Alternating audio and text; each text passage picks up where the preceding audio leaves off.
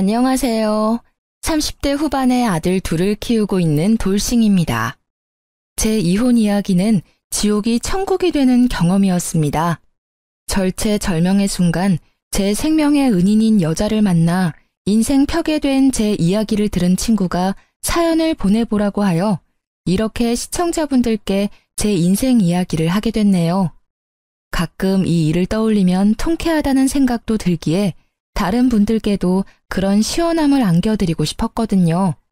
10년을 넘게 혼인 생활을 잘 유지해오던 제가 이혼을 하게 된 계기는 바로 한 통의 전화였습니다. 이상하게도 모르는 전화번호는 받지 않는데 그날 걸려온 전화는 남편의 전화번호 뒷자리와 같아서 혹시나 친척인가 싶어 전화를 받게 되었습니다. 여보세요? 안녕하세요. 혹시 김상우 씨 아내 되시나요? 네, 제가 김상우 씨 아내 되는 사람입니다만 누구시죠? 혹시 지금 시간 되시면 댁 바로 앞에 있는 2층 카페에 와주시겠어요? 그 사람에 대해 해드릴 말이 있거든요. 이상하다는 생각에 나가지 않으려는 저를 잡은 건 그 여자의 뒷말 때문이었습니다. 안 오시면 후회하실지도 몰라요. 그럼 다행인지 불행인지 그날따라 집에는 아무도 없었습니다. 그리고 집안일이 빨리 끝났거든요. 전화가 너무 신경 쓰여 결국 그녀가 알려준 카페로 급히 발걸음을 옮겼습니다. 저를 한눈에 알아보고 제게 아는 척하는 그 여자는 참으로 예뻤습니다. 탐스럽고 사랑스러운 얼굴에 머리카락에 윤기가 흘렀습니다. 게다가 세련된 화장과 옷이 그 좋은 몸매에 딱 맞아서 같은 여자가 보아도 무척 예쁘더군요. 저는 이렇게 화사한 여자가 왜 저를 찾았나 싶어 의아했습니다. 처음에는 보험회사나 카드 영업사원인 줄 알았거든요. 정말로 그런 이야기를 하려고 부른 사람이라고 생각도 못했으니까요. 오늘은 집에 사람이 없나 봐요. 바로 나오셨네요. 좀 기다려야 할 줄 알았는데. 네, 집안 사람들 다 일이 있어서.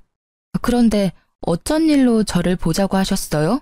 혹시 그이에게 무슨 일이라도 생긴 건가요? 아니에요. 그런 건 아니고. 사실 제가 지금 김상우 씨와 친밀하게 만나고 있는 사람이거든요. 네? 친밀하게 만나고 있다니 그게 무슨... 제가 그 사람 숨겨둔 애인이라고요. 사랑하는 사이. 그러니까 그쪽에서 그 사람이랑 이혼해 주시지 않겠어요? 저는 갑자기 들이닥쳐 폭탄 같은 말을 터뜨리는 여자를 그저 멀뚱히 쳐다만 볼 뿐이었습니다. 그만큼 그날의 그 일은 너무도 뜬금없는 현실감이 느껴지지 않는 말이었습니다. 남편의 불륜에 대해 이렇게 알게 되리라고는 상상도 못한 저는 그녀의 어이없는 제안에 대답을 잇지 못했습니다. 그리고 두 사람이 얼마나 사랑하는지에 대한 그녀의 말을 들을 때마다 분노와 화, 억울함 등이 뒤섞여 저의 감정을 잠식해 나갔습니다. 그러나 이내 뒤죽박죽이었던 제 머릿속은 환히 밝아왔습니다. 지금 제 상황에서 그녀의 말은 도리어 반가운 말이라는 걸 깨달았거든요. 살았다. 내 생명의 은인이 여기 있다. 그 기쁜 마음을 듬뿍 담아 저는 여유로운 미소로 상간녀에게 시원하게 말해줬습니다. 네, 이혼해드릴게요. 두 사람 꼭 결혼하세요. 제 말에 벙찐 상간녀의 얼굴이 아직도 기억에 고스란히 남아 있습니다. 제가 이렇게 웃으며 두 사람의 사랑을 응원하게 된 원인은 10년 전으로 거슬러 올라갑니다. 지금처럼 합가를 한 게 아니라 당시에는 분가 상태였고 그때는 시부가 살아계셨습니다. 다만 시어머니는 시부의 간병으로 항상 집에 매여 있으셨고 무슨 이유에서인지 밝은 성격의 어머님은 시부의 수발을 들 때만큼은 항상 표정이 어두웠습니다. 그 모습이 애초로워 저는 어머님께 잘하려 무척 애를 썼습니다. 남편은 삼형제 중에 맏이었는데 셋이나 되는 며느리 중에 저를 가장 반기셨습니다. 손이 귀한 집안에 시집와 옷 같은 아들을 둘이나 낳은 것도 그 이유 중에 하나였지만 그것이 전부인 것은 아니었습니다. 어머, 어서 와라, 아가. 이렇게 일찍 안 와도 되는데. 그래도 이렇게 일찍 와서 준비를 도맡아 해줘서 너무 고맙구나. 정말 나한테 일이 잘하는 건 너뿐이야. 별 말씀을요. 빨리 해놓고 저도 어머님이랑 수다 떨면서 시간 보내는 게 좋은걸요. 어휴, 세상에. 너는 말도 이렇게 예쁘게 하고 마음씨도 착해. 둘째는 어제 전화 와서는 바빠서 못 내려올 것 같다고 하더구나. 셋째도 며느리가 몸이 안 좋다고 늦겠다고 하던데 어째서 꼭 명절 제사 때만 몸이 안 좋고 바쁜 건지 원. 어머님, 제가 있잖아요. 걱정 마세요. 그래, 네가 있으니 내가 버티고 살아. 뭐 먹고 싶은 거 있니? 오늘은 내가 다 사줄 테니까 걱정 말고 이야기해. 이 집안의 시집온 이상 맏며느리로서 지켜야 할 것은 확실히 지키겠다는 제 각오가 어머님의 마음에 쏙 들었던 것 같습니다. 게다가 시부 간병에 적적하고 삭막한 시간을 보내는 시모와 도란도란 세상 사는 이야기를 나누며 정말 모녀보다 더 가까이 지냈으니까요. 어머님은 그런 저를 항상 고맙다며 표현해 주셨죠. 특히 동서들이 방문했을 때도 어머님은 제 얼굴만 보면 환하게 웃으셨습니다. 그렇게 몇 년의 시간을 지내고 원래도 아프던 시아버지가 운명을 달리했습니다. 얼마 지나지 않아 남편이 먼저 제게 말을 꺼냈습니다. 여보, 내가 할 말이 있는데. 무슨 말을 하려고 이렇게 폼을 잡아?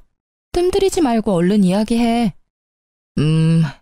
아버지 돌아가시고 그 집에 어머니 혼자 계시는 걸 보니 마음이 좀 그래. 저번에도 한번 본가에 들렀는데 아주 불을 다 꺼놓고 어둡게 지내고 계시더라고. 그랬어?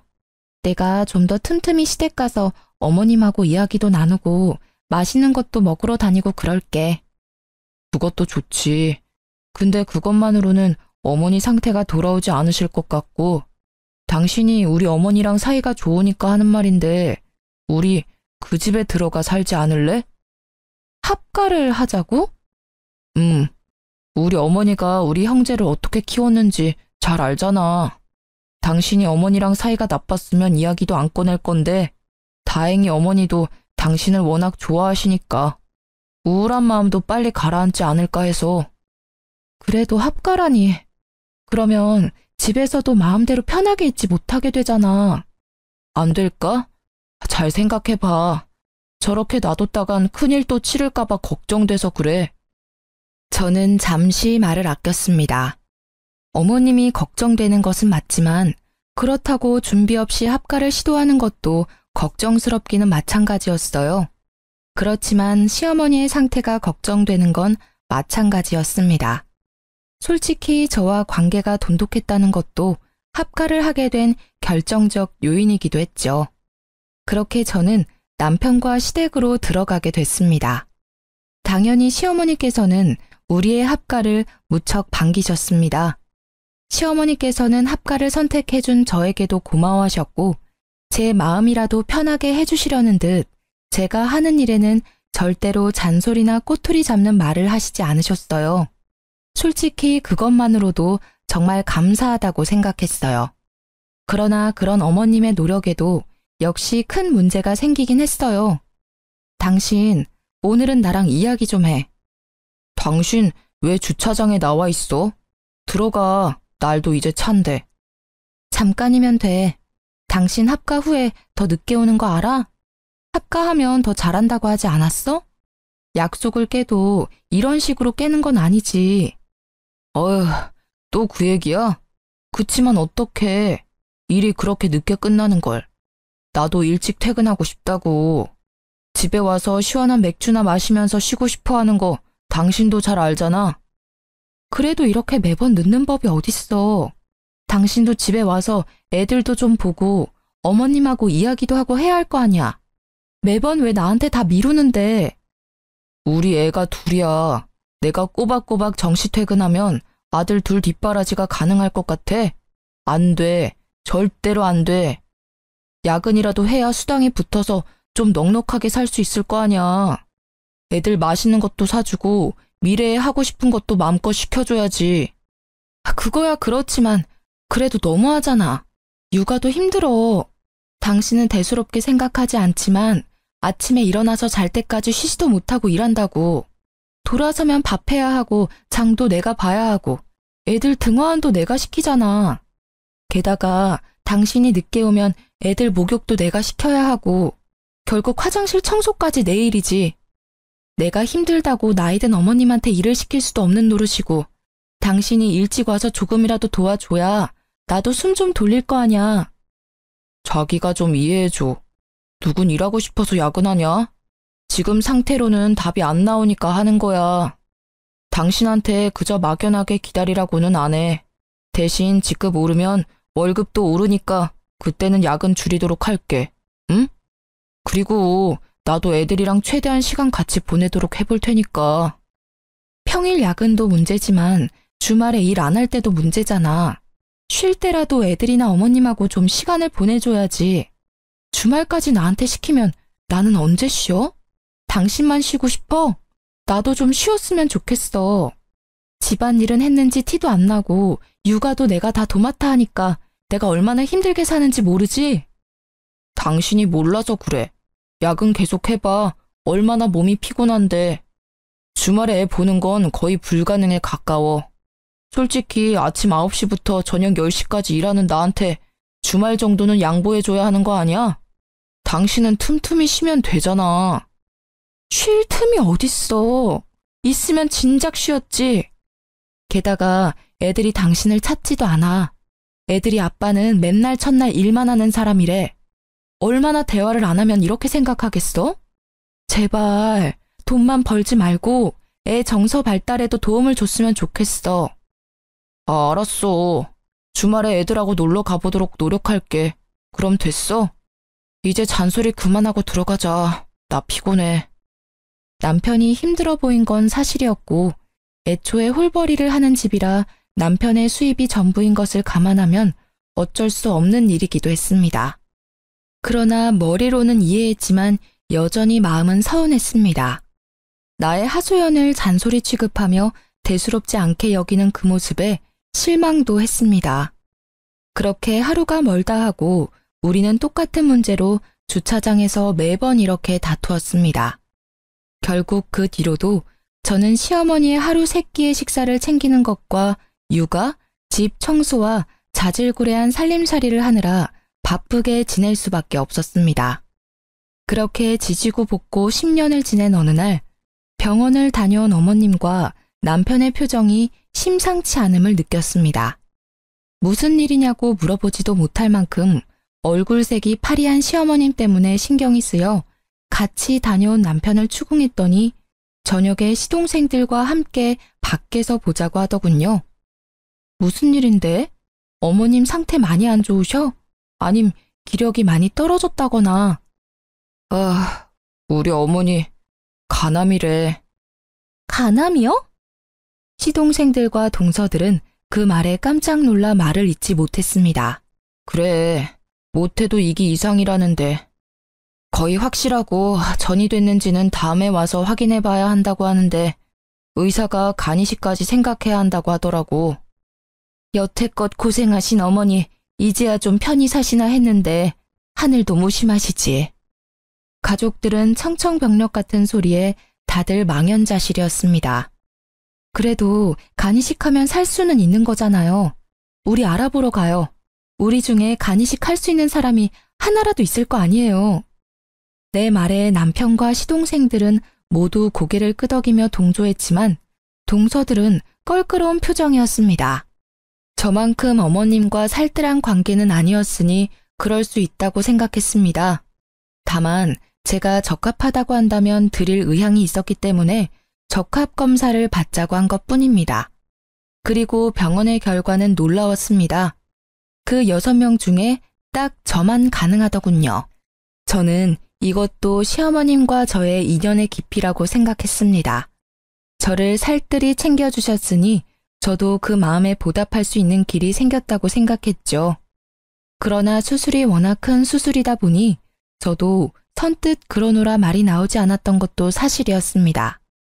당시 육아와 살림에 찌든 제 몸 상태도 그리 좋지만은 않았거든요.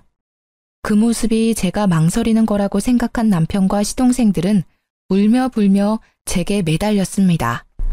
여보, 제발 부탁이야. 응? 우리 어머니 좀 살려줘. 이런 말 정말 파렴치한 거라는 거 알고는 있는데 붙잡을 곳이 당신뿐이야. 이식만 해주면 진짜 편하게 살 수 있도록 내가 다 할게. 예, 형수님. 우리 어머니만 살려주시면 진짜 살면서 이 빚은 다 갚을게요. 제발 부탁드립니다. 저희가 이제부터 더 잘할 테니까 제발요. 시댁에 모인 모두가 저를 설득시키려고 할 때 시어머님이 서늘한 표정으로 말씀하셨습니다. 됐다. 간이식은 받지 않으마. 오히려 잘 됐어. 늙으면 일찍 죽어야 흉한 꼴 안 보이고 갈 수 있어. 어머니, 그런 말씀이 어디 있어요. 자식들 생각 좀 해주세요. 이렇게 살릴 수 있는 방법이 있는데 어째서 눈앞에서 어머니를 잃어야 하는데요. 그래요, 어머님. 저도 몸 상태가 좋아지면. 아서라, 이미 다 늙어 빠진 노인이야. 앞길 팔팔한 젊은 애들 간을 얻는다 한들 얼마나 살 거라고 수술을 해? 그거야말로 낭비야. 이식 안 할 거니까 그렇게들 알고 있어. 어머니! 그런 시어머님의 모습을 보니 저는 더 해주고 싶은 마음이 들었습니다. 그러나 당시 저의 몸 상태도 그리 좋지는 않았고 의사 선생님과 수술 과정의 준비에 대한 이야기를 듣고 한참을 고민하던 중이었습니다. 그러던 차에 제게 생명의 은인이 다가온 것이죠. 저희 3년 동안 당신 몰래 거의 매일 만났어요. 1년 전쯤부터는 출장이라고 속이고 여행도 갔다 왔죠. 쉽게 말해 3년 동안 불륜을 저질렀다는 말인가요? 불륜이 아니라 사랑이죠. 제가 그런 꺼림칙한 관계로 끝낼 거였으면 그 사람 와이프인 당신 앞에서 이렇게 당당하게 밝히고 있겠어요? 그래서 당신의 마음이 사랑이기 때문에 둘은 사랑을 나누었다고 말하고 싶은 건가요? 그런데 어쩌죠? 세상에서는 당신들의 관계를 불륜이라고 불러요. 그리고 당신은 그 사람의 애인이 아니라 상간녀고요. 그러니까 그게 싫어서 이렇게 제가 온 거잖아요. 그 사람이 당신이라는 여자에 대해 얼마나 부정적으로 생각하는지는 알고 있어요? 잔소리 많고 꾸밀 생각조차 없는 아줌마라고 이야기하면서 아침에 눈을 뜨면 보고 싶지 않다고도 했었죠. 부정적으로... 불륜 저지르는 남자들은 다 똑같지 않나요? 와이프는 세상에서 제일 못된 추녀고 상간녀는 세상에서 제일 착한 미녀라고 하죠. 일단 눈앞에 먹음직스런 음식에 눈이 멀어 무슨 말이든 뱉고 보는 거죠. 그런데 왜 당신이 와서 이야기해요? 이야기하려면 그 인간이 내게 직접 이야기해야 하는데 당신과 저는 아무런 관계도 아니잖아요. 저와 법적으로 얽혀있는 건 그 남자고 당신은 남인데 그 법적 관계를 깨고 제가 그 관계를 가져가고 싶어서 그렇죠. 저도 이 관계 청산하고 그 사람과 진심으로 새 출발하고 싶어서 이렇게까지 한 거예요. 그이는 다정하기도 하지만 워낙 우유부단해서 그런 말을 직접 못하잖아요. 하고 싶은데 못하고 있는 걸 보고 제가 하러 온 거예요. 당당해 보이지만 사람들 없을 때 몰래 불러낸 거 보면 남편한테 들키고 싶지 않아서 그런 것 같은데 왜요? 그 사람이 그냥 연애만 하자고 해요? 그래도 다행이네요. 언젠가 마누라랑 이혼하고 당신이랑 살 거라는 허황된 공수표를 날리지는 않은 것 같아서. 맞아요. 솔직히 말하면 와이프한테 들키지 않고 계속 연애만 하자고 해서 열받아서 직접 몰래 왔어요. 이봐요. 저희요. 3년을 몸을 맞댔어요. 저는요. 이제 제 것을 남과 나누고 싶지 않아요. 당신이 와이프라면 바람 피운 사람하고 말도 섞기 싫은 게 당연한 거 아니에요? 그러니까 당신이 그 사람이랑 이혼해 줄 것 같아서 온 거예요. 냉정하게 맞받아치고 있었지만 이미 제 머릿속은 분노와 화로 가득했습니다. 아들 둘을 키우랴 시모 수발 들랴 이제껏 나 자신에게 소홀했던 그 대가를 치룬 것만 같았습니다.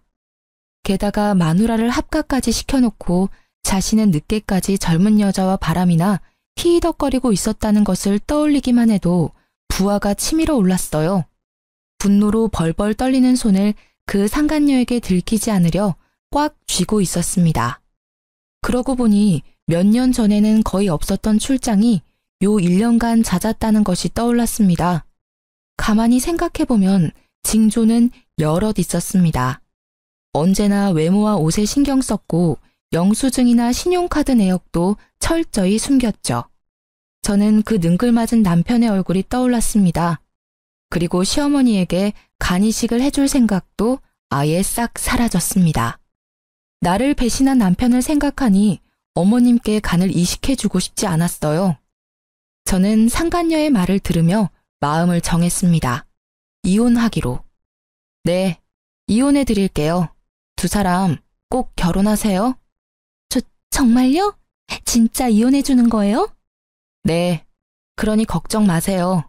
당신 말대로 저도 그런 남자 얼굴 맞대며 살고 싶은 마음 추워도 없거든요. 말이 통하는 사람이라 다행이네요. 역시 제가 나서야 일이 해결되네요. 네, 그치만 두 분은 제 혼인 파탄에 책임이 있으시니까 내일 저는 이혼 전문 변호사를 찾아갈 거예요. 법적 관계를 거의 반강제로 청산당하게 생겼으니 그 정도는 이해해 주실 거죠? 그럼요. 걱정 마세요. 너무 고마워요. 이렇게 깔끔하게 해결돼서 정말 다행이에요. 아니었으면 진짜 힘들게 돌아갈 뻔했어요. 아니에요. 오히려 제가 더 고마운 마음이에요. 이렇게 직접 와서 알려주고 결단 내리게 해주셔서 고마워요. 그럼 이 집구석이 어떤 상황인지도 모른 채 내게 고마워하는 상간녀를 보니 저는 웃음이 났습니다. 저의 호의 가득한 말에 상간녀는 영문을 모른 채 멍청한 표정을 짓고 있었어요. 그날 집으로 돌아온 저는 다시 주차장에서 남편을 기다렸습니다. 아픈 시어머님께 이런 모습까지는 보이고 싶지 않았고 혹여나 이 사실에 충격받으실까봐 조용히 이야기하려던 거였어요. 그런데 그날도 무척이나 늦은 귀가를 하더군요. 오늘도 그 상간녀와 놀다가 늦은 거라 생각하니 점점 열이 오르기 시작했습니다. 당신 왜 또 밖에 있어? 뭐야, 오늘도 잔소리야? 아니, 잔소리 아니고 당신이 꼭 들어야 하는 중요한 이야기야. 무슨 말이 하고 싶은 건데? 혹시 어머니 얘기야? 어디 안 좋으셔? 그래서 어머니 없는 데서 말하는 거야? 아니, 지금 할 이야기가 어머님 건강에 안 좋을까봐 밖에서 얘기하려고. 뭔데 이렇게 뜸을 들여? 별거 아닌 이야기라면 그냥 집에서 하자. 나 피곤해. 당신이 피곤해하는 것 같으니까 나도 간단히 말할게. 별거 아니라면 별거 아닌 이야기니까. 오늘 정말 예쁘게 차려입은 젊은 여자가 우리 집 앞까지 날 찾아왔거든. 그 사람이 글쎄 대뜸 나더러 당신이랑 사랑하는 사이라고 하더라고. 어때? 별거 아닌 이야기지? 제 말에 남편의 얼굴이 점차 굳어가고 있었습니다. 그래, 어디서 만난 여자야? 오피스 와이프야? 아님 인터넷으로 만난 사람? 그것도 아니면 설마 술집 여자는 아니겠지. 근데 정말 비참하더라.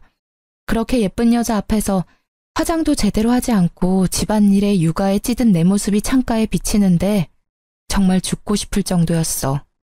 내가 왜 당신 때문에 이런 거지 같은 기분을 느껴야 하지? 곧 남편이 허둥대며 말했습니다. 잠깐만. 당신 쓸데없는 오해하면 안 돼. 그 여자 아무것도 아닌 사이야. 나는 떳떳하다고. 아무것도 아닌 여자치고는 너무 당당하던데 당신이 이런 이야기 절대 못 꺼낸다고 자기가 직접 와서 하는 거라고 했어. 나더러 당신이랑 이혼해줬으면 좋겠다고 하더라고. 요즘 참 대단한 세상이야. 상간녀가 직접 와서 조강지처에게 그것도 시어른 모시는 와이프 얼굴 맞대며 그런 이야기를 꺼내다니.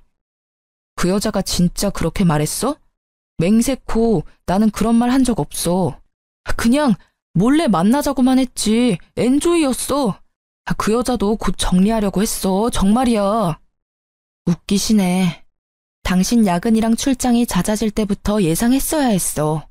그런데도 내가 당신을 믿었던 건 아픈 어머님이 계신데 설마 바람을 피웠을까. 그 효심을 믿었기 때문이거든. 지금 생각해보니 너란 사람이 상식적인 인간이라 믿은 내가 참 바보였네. 여보, 미안해. 근데 진짜로 이것만은 알아줘. 걔는 그냥 잠깐, 진짜 아주 잠깐 재미로 사귄 거야. 알잖아. 살다 보면 이런저런 해프닝이 생기는 것처럼 그런 사소한 해프닝인 거지. 진지하게 만나거나 그런 거 절대 아니야. 난 분명 싫다고 했고 또 근데 이상하지? 그 여자 말 들어보니 아주 둘이서 행복하게 3년을 연애했다는데 그것도 최근 1년은 출장 간다며 여행도 많이 갔다지? 그래. 나랑 우리 아들들은 당신이랑 여행 간 지가 언젠지 기억이 나지 않는데 그 여자는 매달 여행을 시켜줬어? 그것도 호화롭게. 왜? 와이프랑 아들한테 돈 쓰는 게 아까웠어? 아, 그래. 그러긴 했어. 아니라고는 안 할게. 그치만 그건 그냥 기분 전환용이었다고. 나는 당신이랑 이혼할 생각 없이 재미만 잠깐 보려고 했지. 진짜야. 나 좀 믿어줘. 끝까지 진지한 사이가 아니었다고 나를 설득시키려는 남편에게 화가 나서 결국 터져버렸습니다. 냉정하게 말하려고 했던 마음이 터져버리자 결국 참을 수 없는 분노가 쏟아져 나왔어요. 믿어줘? 나를 반강제로 시댁에 합가시켜서 힘든 일은 다 하도록 만들어 놓고는 당신만 재미를 봤다? 에라이 천하의 나쁜 놈아. 마누라한테 시댁이며 가정일 다 떠맡겨 놓고 젊은 여자랑 바람피니 좋든? 어떻게 나한테 이런 짓을 할 수가 있어? 당신은 나한테 이러면 안 되지. 당신만 믿고 합가해서 살고 있는 나한테. 미안해 여보. 진짜 잘못했어. 내가 다 끊을게. 당신 하라는 대로 해줄 테니까 제발 이혼만은 봐줘라. 응? 남편은 손이 발이 되도록 싹싹 빌었지만 제 눈에는 그것마저도 거짓인 것처럼 느껴졌습니다. 나는 그렇게 해줘야 할 이유가 없는데? 나 당신 상간녀하고 약속했거든. 이혼해주기로. 난 당신과는 다르게 약속은 꼭 지켜. 그럼 우리 어머니 간이식이라도 해주고 이혼해주면 안 될까? 순간 제 귀를 의심했습니다. 바람난 것도 괘씸한데 어떻게 자기 입으로 간이식을 운운할 수 있는지 뻔뻔한 것도 정도가 있는 법인데 말이죠. 내가 미쳤어? 당신이 젊은 년이랑 바람난 것도 우라통이 터져서 미쳐버릴 것 같은데 이식을 왜 해줘? 당신 정신이 제대로 박혀있긴 해? 아니, 어머니가 당신 많이 좋아하시잖아. 당신도 어머니 살뜰하게 챙겼고. 그간의 정이 있는데 마지막으로 그거라도 좀 해주고 가, 어? 나한테 부탁하지 말고 당신이랑 죽고 못 살도록 알콩달콩 깨볶는 상간녀한테 이야기하는 게 어때? 그 정도로 사랑한다면 싫다 소리 없이 해줄 텐데. 안 그래? 걔는 어머니랑 만난 적도 없어. 상식적으로 한 번도 본 적 없는 사람한테 간이식 해줄 사람이 어디 있어? 당신은 10년 넘게 모셨잖아. 명색이 며느리인데 그 정도도 못 해줘? 그 말에 저는 화가 머리끝까지 났습니다. 이 말을 듣고도 내가 가만히 있으면 오히려 제 심장에 좋지 않을 것 같아 남편의 뺨을 한 방 시원하게 날렸습니다. 역시 한 대 치고 나니 마음이 좀 후련해지더라고요. 미친놈아, 상식이 뭔지도 모르지? 지나가는 사람들 아무나 붙잡고 물어봐. 바람난 남편 어머니 간이식 해주는 건 상식인지 아닌지. 아, 속 터져. 이런 놈을 이제까지 남편이라고 데리고 살았다니 내가 미련한 년이지 내가. 결국 그 다툼을 끝으로 저는 시댁에서 나오게 됐습니다. 자고 있던 두 아들을 깨우면서 저는 최대한 화를 가라앉히려 했지만 얼굴에서 드러났는지 애들도 별말 없이 준비를 하더군요. 남편은 꼴도 보기 싫은 마음에 빠르게 짐만 간단히 챙겨 밖으로 나왔습니다. 그렇게 친정으로 돌아온 저는 이혼 소송을 준비하기 시작했습니다. 이혼 전문 변호사와의 상담을 통해 상간녀 소송도 같이 진행하느라 바쁜 시간을 보냈어요. 나를 허수아비처럼 세워두고 둘이서 한 짓을 떠올리니 없던 의욕도 솟아나더라고요. 그리고 그 일들이 진행되는 도중에 시어머니의 병세가 악화되어 급하게 입원하셨다는 이야기를 들었습니다. 어머님은 여전히 제가 왜 시댁을 나간 건지 모르고 계셨어요. 그저 저도 몸이 좋지 않아 잠시 쉬러 간다며 말도 안 되는 변명을 했죠. 어머님은 저를 붙잡지도 못하시고 애들을 데리고 떠나는 저를 바라보기만 하셨어요.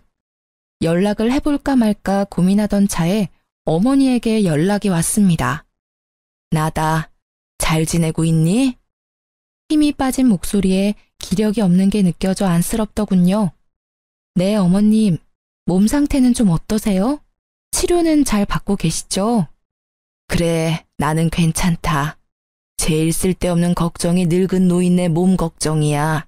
언제 죽어도 이상하지 않을 나이잖니. 그런 말씀 마세요. 다른 게 아니라 애미 너 이번 주 중으로 내가 있는 병원에 한 번만 왔다 가거라. 둘이 다시 잘해보라고 부르는 거 아니니 편히 와. 기니 할 말이 있어서 그래. 저는 망설여졌습니다. 시어머님께서는 남편의 불륜 사실을 모르고 계셨거든요. 남편은 자신이 잘못한 일이 있으니 말하지 않았을 거고, 저는 저대로 혹시 어머님이 충격을 크게 받아 무슨 일이라도 생길까 싶어 말을 하지 않았으니까요. 가서 무슨 이야기를 듣게 될지 모르지만 어머니의 말투가 여전히 따뜻했기에 한번 뵐까 하고 고민했죠. 머뭇거리는 저에게 한마디 남기시더라고요. 이번 주에는 애비고 네 시동생이고 아무도 안 온다. 어차피 자주 오지도 않는 사람들이야. 네가 마주칠 일 없으니 편하게 와. 부담 주는 거 아니야. 정말로 용건이 있어서 부르는 거야. 알았지? 여전히 저를 생각해주는 어머니 모습에 보내주신 주소로 찾아갔습니다. 병원 침대에 누워있는 어머님의 몰골은 말이 아니었습니다. 볼살 하나 없이 야위고 거뭇해진 얼굴에 이곳저곳 연결된 수액줄에 거동도 제대로 못하는 모습을 보고 마음이 미어졌어요. 배아파 낳은 아들이 셋씩이나 있는데 아무도 신경을 쓰지 않았는지 방문자 카드에 제 이름이 2번째로 써져 있더군요. 효자 코스프레하며 어머님 살려달라 소리치던 남편놈은 어디서 뭘 하는지 어머님께 와보지도 않은 듯 했습니다. 제 얼굴을 보신 어머님께서는 조용히 말씀하셨어요. 네 남편 때문에 네가 고생이 많구나. 네가 마음고생이 많아. 너에게는 얼굴을 들지 못할 만큼 미안하다고 생각하고 있단다. 저는 아무 말도 하지 못하고 눈시울만 붉혔습니다. 나도 눈이 있고 귀가 있으니 대충은 알아. 그놈이 너를 두고 젊은 여자랑 바람났다고 하더구나. 내가 그 사실을 알았을 때는 가슴이 철렁 내려앉았단다. 네 시부랑 똑같은 짓을 한 아들이 내 자식 같지 않다고 느껴졌을 정도야. 내가 아들을 헉 키운 게지. 시어머님이 알고 계실 줄 몰랐던 저는 깜짝 놀랐습니다. 그러나 어머님은 생각보다 담담히 제게 말을 해주셨어요. 나는 말이다. 네가 참 마음에 들었어. 젊을 적 나를 고생시키던 고약한 남편 수발을 들며 눈물 참아내던 그 집에 네가 와서 애들 웃고 떠드는 소리, 이런저런 세상 이야기 듣게 해줘서 너무 고마웠어. 어머님, 그래서 나는 네 가슴에 대못 박은 아들놈 대신 며느리인 너와 내 손주들을 먼저 생각하기로 했단다. 내가 살던 그 집 네 앞으로 명의 이전해 줄 테니 그리 알고 있어. 네? 안 돼요, 어머님. 제가 그 집을 왜 받아요? 어머님 집이시잖아요. 그리고 저는 그걸 받을 자격도 없어요. 잔말 말고 받어. 너도 알다시피 나는 오래 못 가. 이 병원 들어올 때 이미 연명치료도 안 하기로 사인했단다. 그 집 말이다. 정말 주고 싶었던 사람이 너야. 그 집에 따뜻한 추억을 만들어준 게 너니까. 그동안 내 며느리로 살아줘서 고마웠어. 네 덕분에 눈 감기 전 즐겁고 행복한 일도 많았었어. 그리고 내가 너한테 집 줬다는 이야기는 아무한테도 하지 마라. 죽기 전에 시끄러워지는 건 싫구나. 저는 결국 어머님의 뜻대로 남편 몰래 40평대의 시댁집을 받게 되었습니다. 혹시나 모를 문제에 변호사를 대동해 공증도 받았습니다. 어머님은 혹여 새 아들들이 따지고 나올 것을 대비해 유서에도 명백히 작성해 남기셨어요. 사기네 뭐네 이상한 말할 것 같으면 변호사에게 맡겨놓은 유서를 보여주라 하시면서요. 이제 가봐. 내 할 이야기는 끝이다. 2번 다시 여기 찾아오지 마라. 그 집을 받으며 이래도 되는가 싶은 마음이었지만 어머님은 그 뒤 아무런 이야기도 듣지 않겠다는 듯 눈을 감아버리셔서 인사를 하고 나왔어요. 그게 마지막 인사였습니다. 시모께서는 그 뒤로 3달간 독한 약을 이기지 못하고 결국 돌아가셨습니다. 부고 문자를 보았을 때는 마음 한켠이 쓰렸습니다. 이혼 소송 중이라도 장례식장은 가는 게 예의에 맞을 것 같아 조문을 갔는데요. 아이고 어머니, 이렇게 가시면 저는 어떻게 합니까? 이식도 받지 않고 이렇게 가버리시면 남은 자식들 어찌 살라고. 제 가슴도 이렇게 억장이 무너지는데 어머니. 장례식장에 들어서자마자 들리는 남편의 목소리에 저는 욕 한 바가지 나올 뻔한 걸 겨우 참았어요. 시모께서 병원에 있을 때는 찾아와 보지도 않고 상간녀랑 놀러나 다니던 논팽이 같은 남편이 이제 와서 자식이랍시고 펑펑 우는 모습이라니 웃기지도 않았어요. 조문 온 사람들에게는 효자로 비춰지고 싶은 욕망 가득한 두 눈이 남편을 대변해주고 있었죠. 그 꼴을 보는 게 싫었던 저는 빠르게 조문을 마치고 시댁으로 다시 돌아왔습니다. 어머님이 입원해 있던 동안 상간녀가 이 집에서 살았었는지 상간녀의 짐도 엄청나게 많더군요. 이제 제 집이 된 시댁에서 남편이 들어오기를 기다렸던 저는 도어락 열리는 소리에 거실에서 남편을 맞이했습니다. 남편의 옆구리에는 그 상간녀가 딱 붙어 있더군요. 시모가 없다고 이렇게 바로 상간녀를 데리고 오다니. 남편은 제가 거실에 있는 걸 보더니 깜짝 놀란 듯 했습니다. 당신이 왜 여기에 있어? 어차피 이혼 소송 중인데 짐 싸고 당장 나갈 줄 알았더니. 아니지, 짐 싸고 당장 나가야 되는 게 맞지. 역시나 남편은 모르고 있었습니다. 이 집이 누구의 소유가 되었는지. 저는 당일 떼어놓은 등기부등본을 척하니 보여주었습니다. 처음에는 그게 뭔지 몰라 멀뚱멀뚱 읽고 있던 그가 갑자기 손을 덜덜 떨며 재차 확인하기 시작했습니다. 이제 알겠어? 이 집 내 거야. 그러니까 너희 두 사람이 당장 나가야 될 것 같은데? 왜? 이 집이 왜 당신 앞으로 되어 있어? 내가 받는 게 당연한데. 아, 뭐야? 당신 대체 뭔데? 우리 어머니한테 뭘 어떻게 했길래 어머니가 당신한테 집까지 준 거야? 그러게나 말야. 내가 뭘 해서 어머님이 내게 집을 남기셨을까? 당신이 잘 좀 생각해봐. 일단 이 집에서 나가. 알았지? 야, 너 설마 우리 엄마 협박했어? 아님 시어머니 상대로 사기쳤냐? 정당하게 합법적으로 시어머님 통해서 전달받은 건데 못하면 어머님 담당했던 변호사님께 찾아가 봐. 명함 줄게. 당당한 제 말에 뒷목 잡는 남편과 옆에서 눈알만 열심히 굴리는 상간녀의 모습을 보며 곧장 이삿짐 센터에 전화를 했습니다. 여기요, 용달차 하나 보내주세요. 짐 그렇게 많지는 않거든요. 최대한 빨리 와주세요.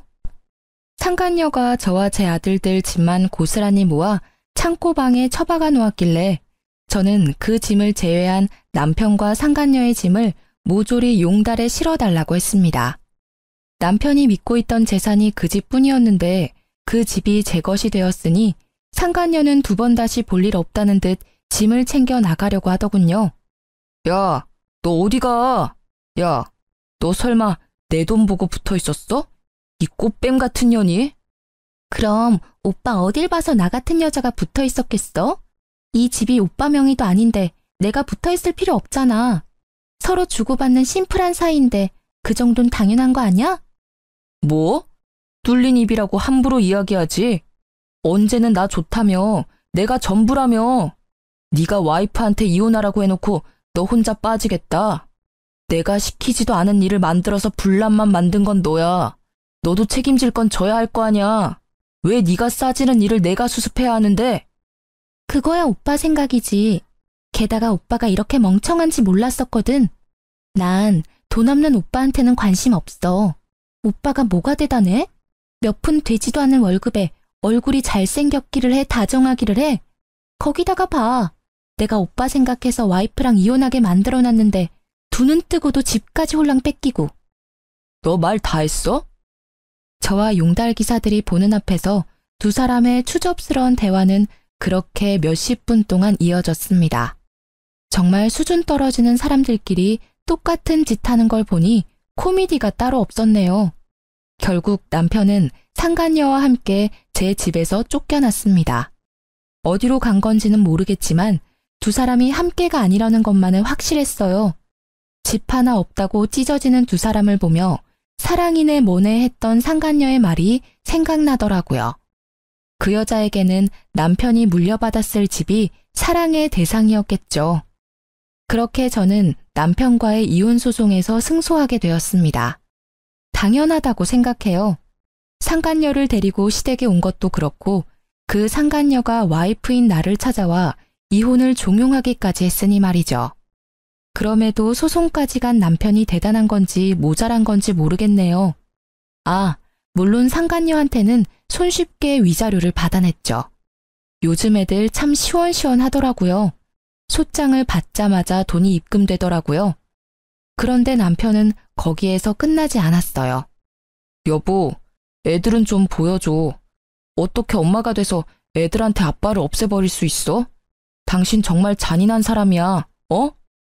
당신 진짜 열받는 소리만 골라서 하는 재주가 있네? 애들 어려서 아빠 찾을 때 당신 뭐라고 했는지 기억 안 나지? 아빠 바빠, 아빠 피곤해, 아빠 힘들어. 매번 이 말만 하면서 도망갔던 건 애들을 위해서 한 일이었니? 내가 잔인해? 미안한데 이미 애들 어렸을 때부터 아빠 자리는 한참 비어 있었거든? 그때는 나도 피곤했어. 지금은 또 다르잖아. 나는 애들한테 잘할 자신이 있고 또 친아빠니까 애들을 볼 권리도 있어. 애들이 보고 싶으면 밖에서 봐. 이 집으로 기어들어오지 말고. 밖에서 보고 맛있는 거 사주고 같이 즐겁게 놀다가 집에 보내주면 되잖아. 애들이 집에서 노는 걸 더 좋아하잖아. 어릴 때도 보니까 집안에 붙어서 놀던데. 언제적 얘기를 하는 거야? 허튼 소리 그만하고 이제 내 집에 발도 디디지 마. 한 번만 더 찾아와서 난동 부리면 바로 경찰 부를 거야. 전 남편은 그제야 자신이 한 짓이 후회가 되는지 눈물을 질질 흘리기 시작하더라고요.